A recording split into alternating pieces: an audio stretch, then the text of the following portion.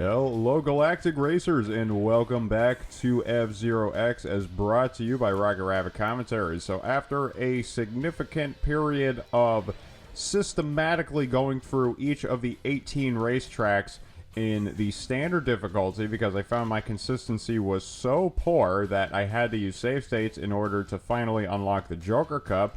Not only are we doing the Joker Cup this part, but we also have an entirely new roster of racers we get to choose from. Of racers even.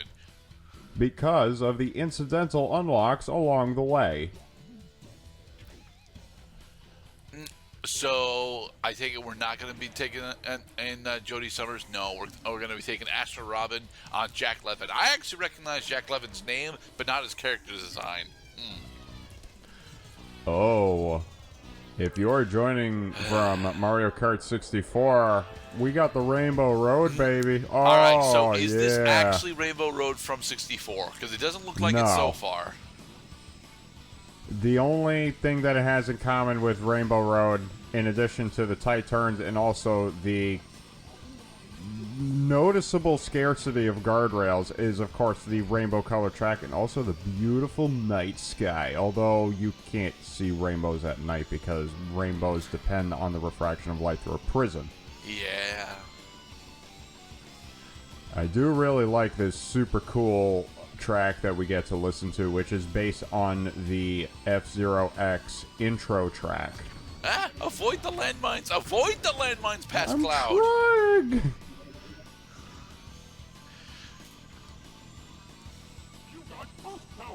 Alright, time to take off the racetrack and then really take the chance that you're gonna fall off. Jack Levin has an amazingly well-controlled vehicle that even under high-speed conditions, he can actually hold on these turns very nicely without you actually going into the banking mode, right?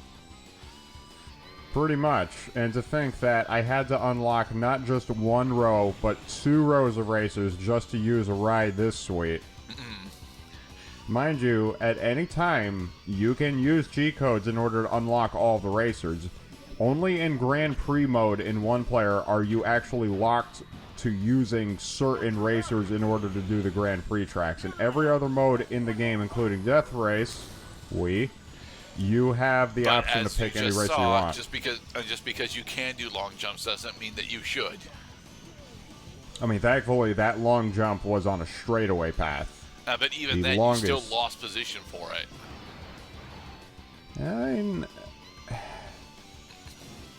maybe Baba here is just a little better, because Baba has been holding the lead for quite a bit. But his Tiger Stripes will not hold a candle up to the speed we can achieve when we finally hit that boost.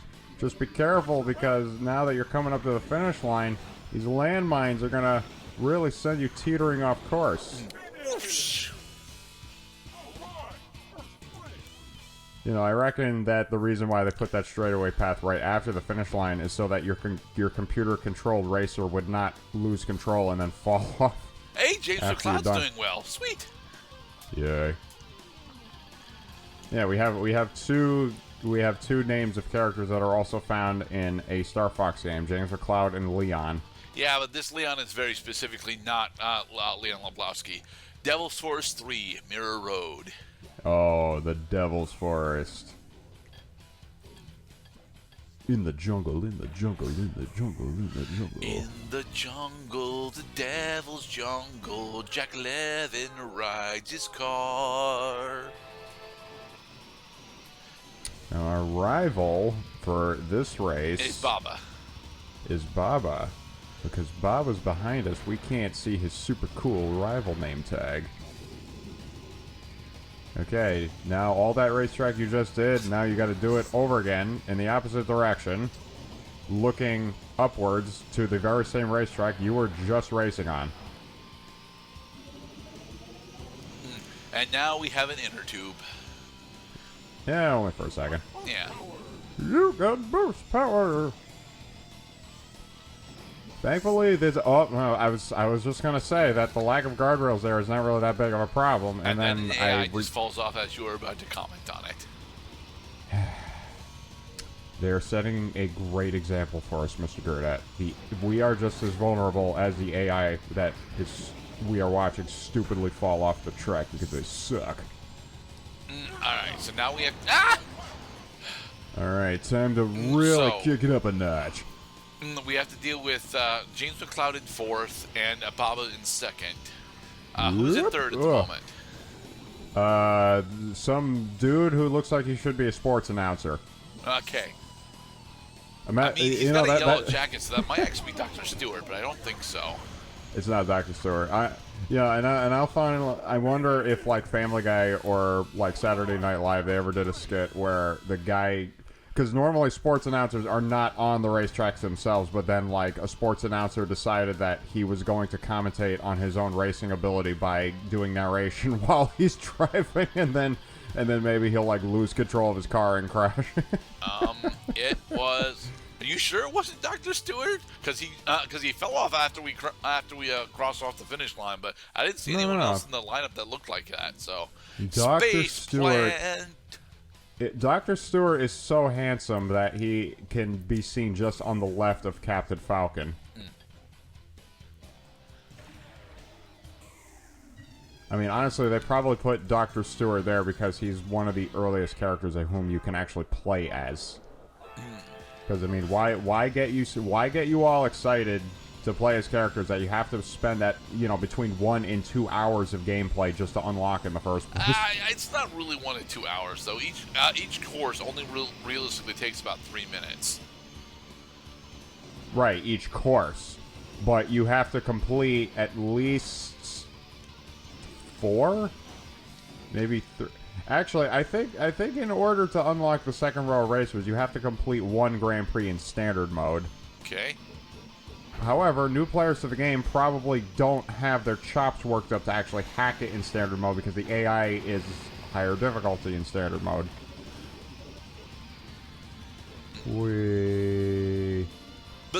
But yeah, because you did a long jump there, you lost like 4 positions doing that. Is it let me say this also about the vehicle we're driving at. 1,050 kilograms is pretty light with respect to the other vehicles in this game. Which is true, because Samurai is running on like a 1,900 kilogram vehicle. Yeah, and Black Shadow holds the record for the heaviest vehicle in the game at a whopping 2,200 kilograms, which is twice as heavy as what we are. So I'm wondering if that would affect your airborne potential if, like, for example, maybe you fly through the air because of wind resistance interaction. The lighter you are, the farther you should be able to fly, right? No, it's not the... Oh, Jesus! But yeah, you lost 2 positions doing that jump. So you choose your airborne opportunities wisely, because I reckon that some vehicles have to be better at flying than others.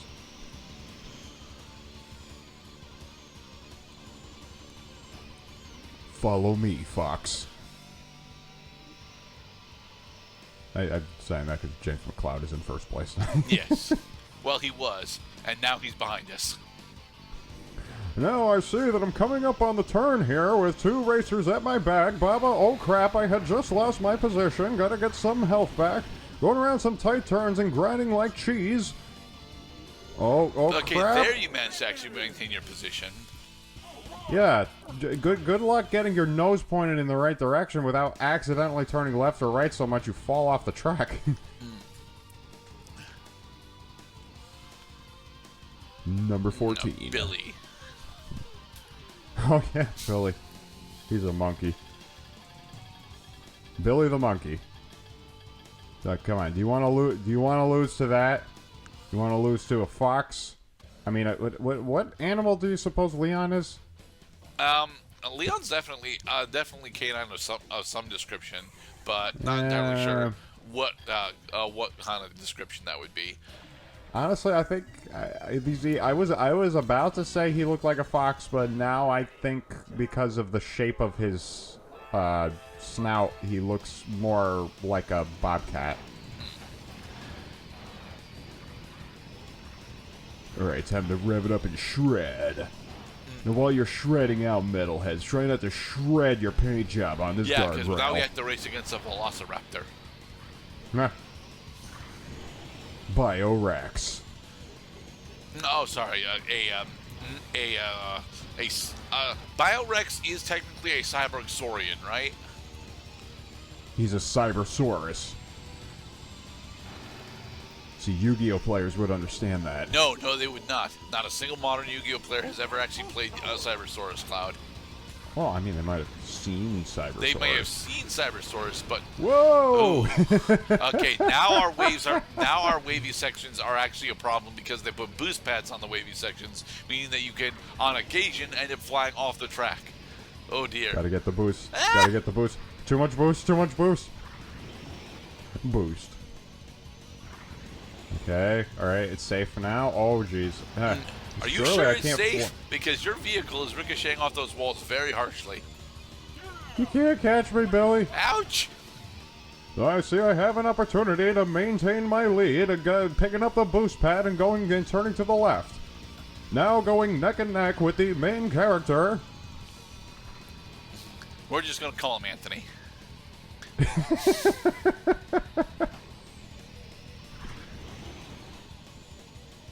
Yeah, this waviness is really going to send you for a loop if you're going just a wee bit too fast here. I did finally hack it in the turns during the tunnel.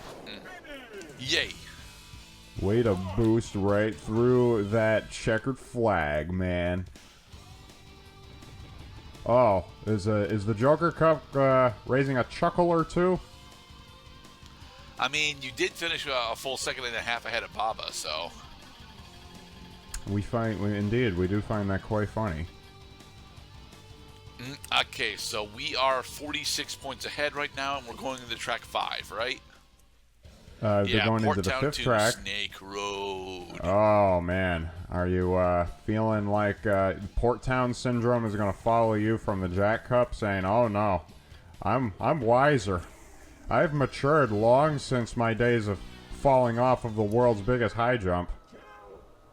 Well, thanks to the shake-up. Because that is a very tight double turn right. towards the middle of the course.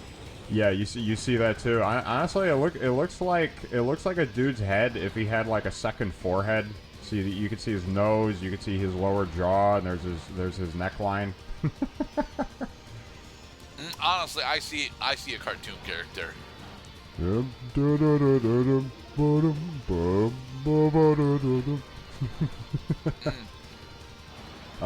I was going to comment on the status of the top 3 racers because of the shakeup in lead changes. We only realistically have 2 contenders right now. They're James McLeod and what's his name? Baba. So as long as we can stay ahead of Baba and James McLeod, we're gonna do just fine. We can rank terribly. They just can't do that well.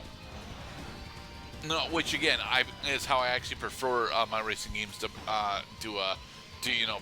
play with positioning points.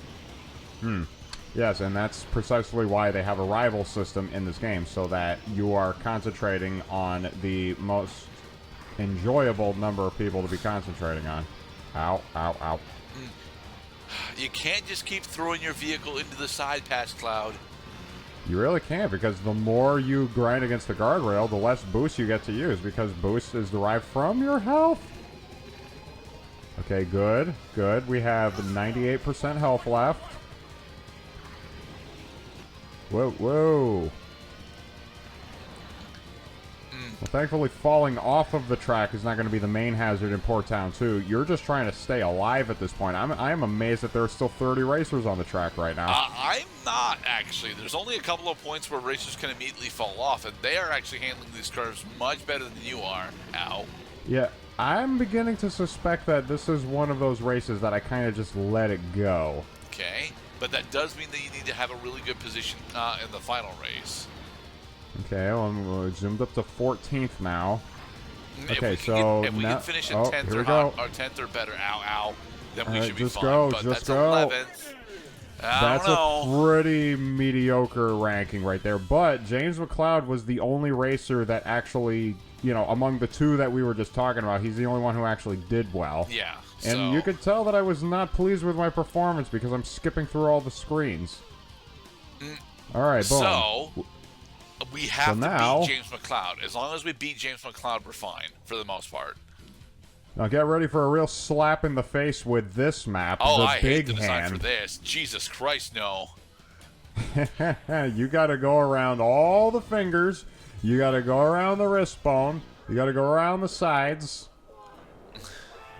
But, like you were saying, all we have to do is outrank James McLeod. If anybody else comes in first, doesn't matter. Because we're so far ahead right now that as long as our main rival is out of the ranking, and you don't fall off of the freaking ice physics turn over here So with there our are guardrails. ice physics. They're just not in fucking white. They're just not in fucking white land. Ha ha ha. The Joker Cup is finally starting to bring out the chuckle in people with a sadistic sense of humor. Okay, good use of using your maneuverability. So I'm listening closely. I'm definitely using the controls to slow down my vehicle just a little bit so I can make these turns. Just getting all kinds of pinched and... now I know what a ring feels like. Thankfully, we already have successfully survived 6 other racers falling off the course. So, right? Yeah, it's gotta be the okay, ice. no, you fell off the course there, Mr. Cloud. They gave me a second chance. You know, you gotta really hand it to the people who designed it. Mr. Cloud. They have creative ways of giving you second wind. Like, how about, like, that come to Jesus moment where you realize, oh, I should really be more careful while I'm driving. If it happens a third time, I'm gonna call this specific lap illegitimate. Oh, yeah, we killed somebody. The second Nice. place player, which was not James apparently, got thrown off. So, James is only 2 ranks behind us. This is getting close. yeah, but it doesn't matter because Michael Caine, as long as we actually beat James, then the cup is effectively ours. So, and Michael Caine isn't close enough to our points lead to actually pose a threat, nor is Leon. And Baba, and apparently Baba is one of our racers that ended up in the pit. So.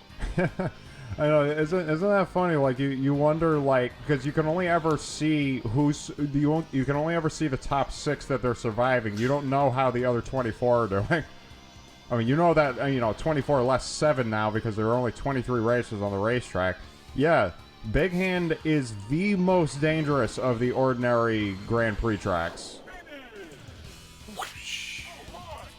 All right, first place. We beat James McLeod by 1 point. Talk about a real middle finger right there. Oh, let's see that top ranking. Boom. Oh, 3 points. Yeah. Okay, close enough. All right, because he enjoyed a 4-point lead, not a 6-point. Congratulations! Yay! Now this Joker Cup is done. Now, You have in order completed the to Joker unlock Cup. the King, Queen, and X cups, you need to actually clear the remainder of the cups with on standard and expert difficulty, right? As I understand, yes. In order to unlock the X Cup and the rest of the racers, you have to beat all 4 of the regular cups on each of the difficulties, including expert difficulty. Okay. And then you unlock master difficulty. Yeah, see, they were hiding more than just racers and racetracks. They were hiding an additional difficulty setting, as if this game wasn't hard enough. I gave expert mode a try, believe me. Okay. The problem is, I couldn't even win a race on Mute City 1 in the Jack Cup on expert mode. I just couldn't do it. Congratulations, Jack. You're the winner. Yay! Ain't no laughing matter about this Joker. And in the next part, we are going to unlock the rest of the racers, the racetracks, and the difficulties, and we're going to take on the X Cup. Be safe, everybody. Race on.